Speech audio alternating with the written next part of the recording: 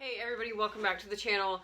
Today I just thought that I would bring you a quick little video on Kraft-Tex. I just ordered some and I received it in the mail, and this, well, it actually came folded like this. And so essentially it just feels like really thick craft paper. So like what I use to wrap my wallets in, the pillow boxes, that's craft paper. And so it feels like that, but it almost feels like it's moist for some reason. It just feels a little bit damp, but I know that it's not. It's just the way that this textile feels. And so what Kraft-Tex is pulp of paper, and then it's all smashed together, and then they call it vegan leather, of course. And so it's a very, very thin textile, but it's not sharp. And it's pliable, but stiff at the same time. And so this is one full yard of it. And the directions say to crumple it up and then wash it before using it. And what that's going to do is it's going to give it a texture. So I figured that I would just kind of show you what happens to it. I'm just going to cut off a third of this yard. I'm going to crumple it and then I'm going to wash it, and then we can see what happens together. Alrighty, so I just have it laid out, and then this is the side that I already started crumpling up. And so I'm just going to cut off, let's see, 10 inches. That should be more than enough to make a wallet or a wristlet or anything fun like that. So I'm going to cut off 10 inches here. And so as you can tell, it cuts very easily with a rotary cutter, which is nice. All right, and then again, it says to just crumple it, and then we're gonna wash it in cold water. And so what it says to do is after you wash it in cold water, before you put it in the dryer, you wanna flatten it. So once it's wet, I'll flatten it out like that, and then put it in the dryer. And then it also says to not dry it all the way. So I don't really, it doesn't give me a time frame and how long to dry it, but I'm gonna pull it out while it's still damp and then flatten it again and then let it air dry it the rest of the way. And it says that all of these dimples, like, it'll create crease lines. So I'm really interested to see if that's the case. So as you can tell, I'm crumpling it. It is kind of hard to crumple. I'm gonna use my muscles. So I'm just gonna give it a little bit more. Oh my gosh, I feel like I'm squishing pottery balls. I don't know if you've ever done pottery, but you have to knead the clay before you can throw it on a wheel. That's what this kind of feels like. So it's really stiff, but movable. All right, so I'm gonna leave it like this. You can see it has a lot of dimension and a lot of different creases now. And I'm gonna go throw it in the wash on cold, and we'll see what happens. So I just took it out of the wash, and truth be told, I forgot about it for a little bit, so it sat. It is still definitely damp. But the only thing that I'm really seeing is it has kind of a weird color going on here. And I don't really know what that's about. But all of the crinkling that I did, it looks like most of it fell out. So according to the instructions, again, it says to crinkle when it's still damp. And it kind of feels like admittedly, I don't have a whole bunch of experience with leather, but it feels like a really thin leather now because it's got the moistness from being washed, and it's thicker. I don't know, it just kind of feels like skin, which is a weird thing to think that it feels like. I don't know, for some reason it kind of creeps me out. I guess that's why I don't work with leather. But yeah, okay, so to me it looks like, because it's got all these kind of little tiny crinkles in here, and it does really kind of look like leather. It gives the effect of leather. So I'm going to finish this off and put it in the dryer, and we'll see what happens after that. Here is the Kraft-Tex. I put it in the dryer for a little bit, and when I pulled it out, it was still a little damp, and I just brought it in here to my studio and just laid it out. As you can see, it held up a lot of the crinkles that I put in it, but I did notice that after I washed it, it definitely flattened out quite a bit, and I had to really crinkle it the last time in the last video before I put it in the dryer. And then it seems like you can still just crinkle it. It's now, because it is totally dried out, it's back to being really stiff. Whereas in the last video when it was damp, I was able to just crunch it down, no problem. So it's pretty interesting so far. I think what I'm gonna do is just whip up a slim bifold wallet real quick, and then we can see how it sews. So I'm just gonna get that cut out. This pattern is the hack off of my key fob wallet. The key fob wallet is available in my shop. I will link it below. And I have a whole video on how to do this hack. So for this video, I'm just gonna sew it together. I'm not gonna really explain it, but I will link that video as well. Ooh, I should try to brand it. I think I'm gonna try to do that too. So after I get this cut out, I'm gonna turn you guys off for a little bit, and then we will try branding the cork. Or, it's not cork, the Kraft-Tex. There we go, so I got that cut out. It cuts out really easily. It is slightly thicker. It feels thicker than cork, even though its actual thickness is not thicker than cork, which is interesting. I think it's just because it's so stiff. Let me straighten this side out here. Hey, doggy, what are you eating? Grab it, grab it. Lovely. Dog eating something off the ground.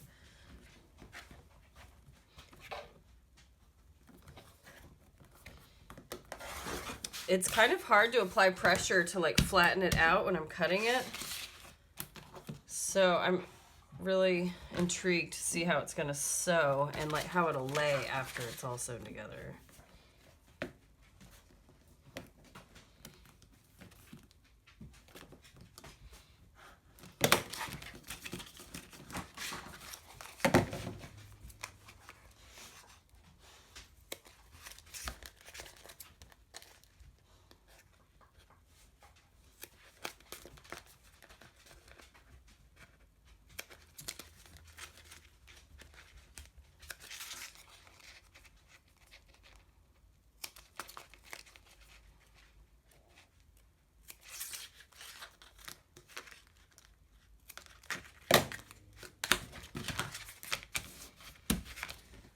I just need to glue in an ID window.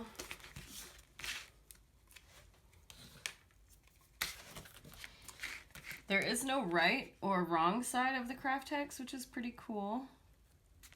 That would make for easy pattern layouts and avoiding waste. Let's see how Beacon works with it.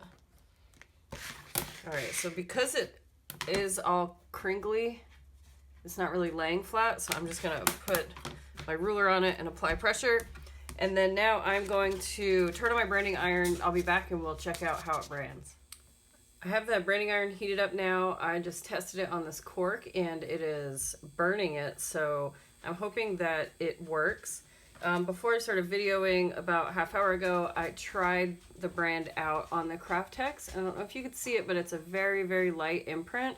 So I turned the branding iron up to a 6, and I've let it heat up for another half an hour. So let's give this a go.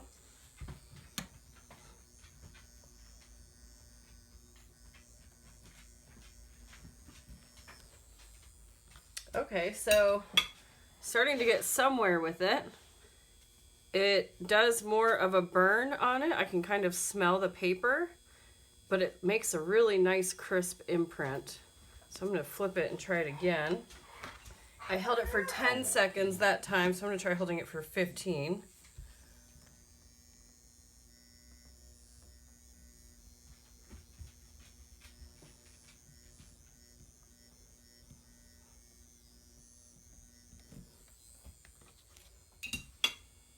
All right, so we got a good burn on that one. And it definitely just burns the surface. It doesn't push into it. Whereas before, when it wasn't heated up and it wasn't burning it, it was leaving more of an imprint. And that was probably just because of the pressure that I was applying. So I'm pretty happy with that. I am going to brand the pocket that I have cut out. This might be a little bit harder because I have to line it up and hold everything in place and not move anything. So let's try this.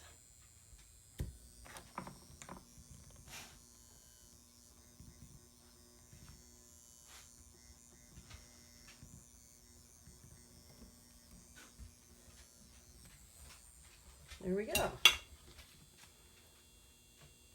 Looks pretty darn good to me. All right, so I'm just gonna get this stuff out of the way and then we can finish the construction on the wallet. So just like when I'm working with cork, I'm going to angle my corners here.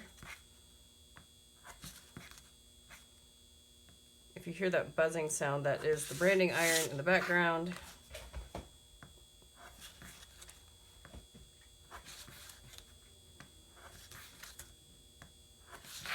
All right, let's get those.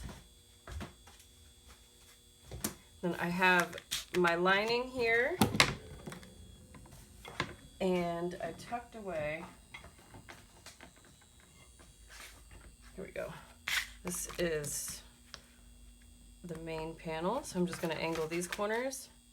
And now I'm just going to pop to the machine, and just like with the cork, I'm just going to start sewing everything. I will see you over there. All right, so I have a micro-tex size 14 needle, and I'm just using all-purpose Coats and Clark thread here, and I'm just gonna sew this like normal. See how it goes.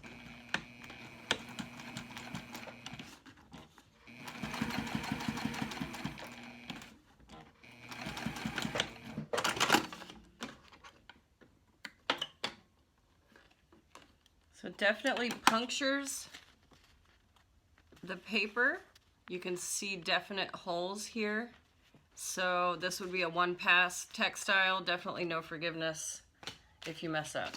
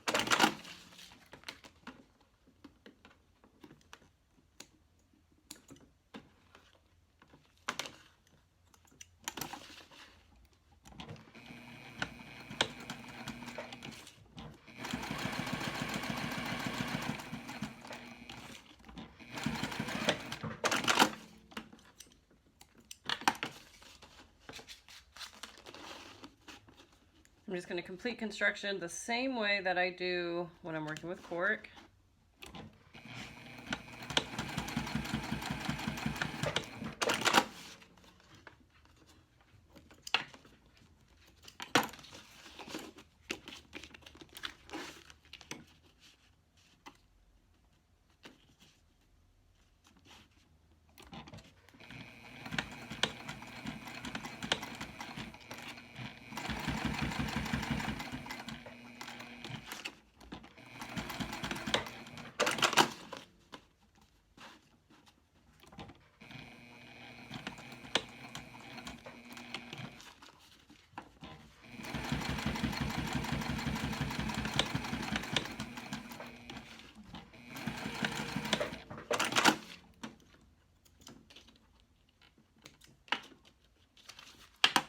So here is what it looks like with the pockets sewn on.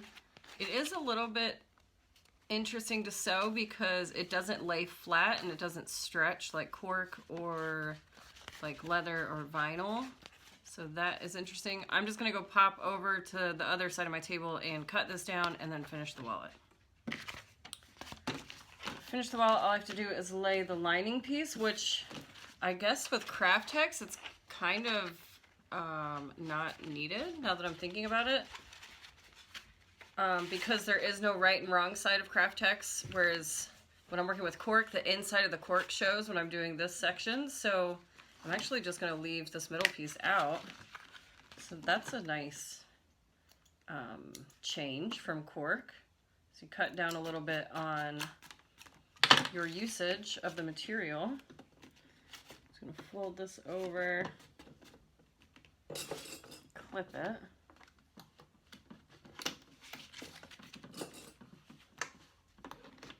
My edges definitely don't meet up as nicely as they do with cork or any other textile.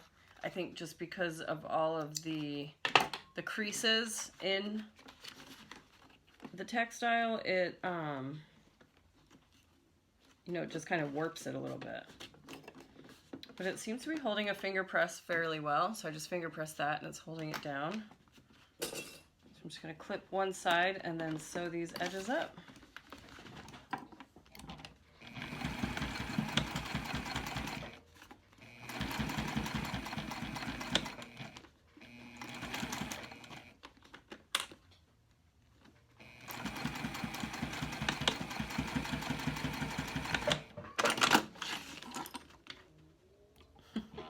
Don't mind my cat if you can hear him hissing.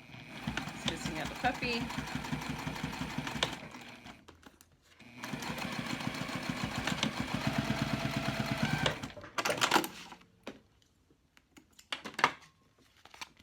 Here we go. So now I'm just going to trim my threads here. Let's try burning it. Let's see what happens there. Okay, so it doesn't seem to affect the Kraft-Tex at all. I'm just going to trim my top and bottom edges up here.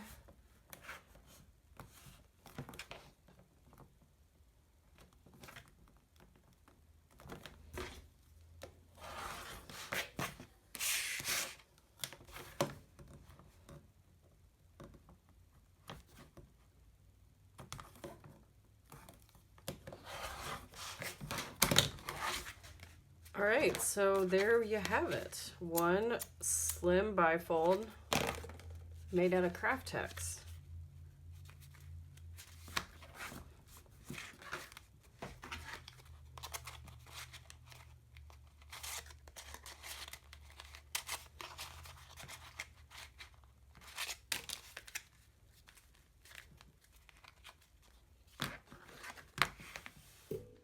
All right, so that was a fun experiment using Kraft-Tex to make this slim bifold. By the time I moved my camera from this tripod to this tripod and picked up the wallet, the threads already started popping over here. So I will have to take it apart and finish that off. I'm not sure how I feel about this as a textile for using it just to make one piece, maybe as accents. Maybe I will try it on a mini box tote next and see how it holds up along the bottom for the bottom accent. Yeah, I don't really know because you can really see the threads. It almost seems like my bobbin tension is off. However, when I'm sewing other textiles, I don't have that issue. And I think maybe in the future I would lower my seam or my stitch length because it is at probably a 3.5. If I had to guess, that's generally what I rock at.